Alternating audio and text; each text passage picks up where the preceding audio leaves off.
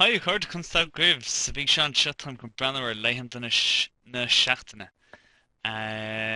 Leis sin, fecht na samplaí an son le go mór, tá an teacht lá listáilte an son, agus fecht na samplaí se a ggóthaíoch san isis.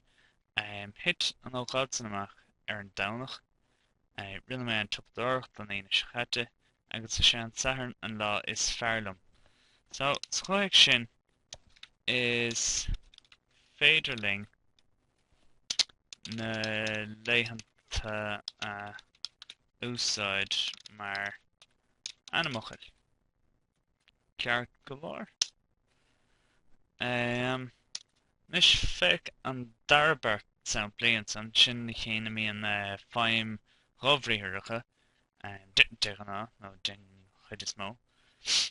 Agus na samplaí hain lo siúd sin beag mé ann dé lón se chuin, tuigh scéalmhaithe de cédaoin, agus má bhíon na bócha de domhaigh beag cóisir a gcuing.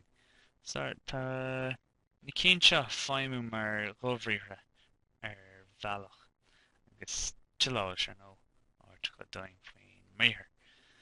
Ach, I seo le gráte, tá an pointe dearnach se an tábhachtach. So ní réidir go daoine teachtar. Déta mar bhaintear an géad samplan se hit nóchaid san amach ar an domhnach. Détar a gur hit an nóchaid san amach dé domhaigh freisin. Agus bheadh sé sin chomhcraon ceart céine agus sampla dáin san beag me ann ar lún se chuin. Agus tá cinál ré deasta sé gan san freisin. So, leis sin is féidir rá go bhfuil na leaganacha seo idir bhailteach go pointe. Derm go pointe tuisc gur gá mar éicean san seachas bhí me ann an lún se chuin. No, cum leis go beag me ann an lún se chuin. Seachas a sin rá beidir go sé beagán níos fearr ar an lún se chuin rá nó rud éigin mar sin. Ní féidir dearch mala tú ceannar ceann i dhéanamh chuile chomhaíochs.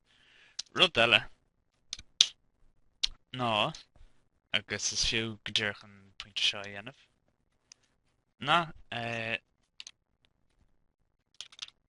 Nach féidir an agus dé a chur ribh ein ceann de na Laethanta.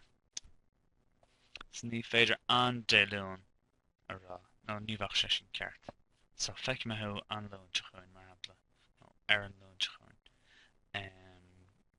Ceachtarach is sin, ach ní bhach sé ceart feic me thu an dé lún se chuin. Ní bhach sé sin ceart.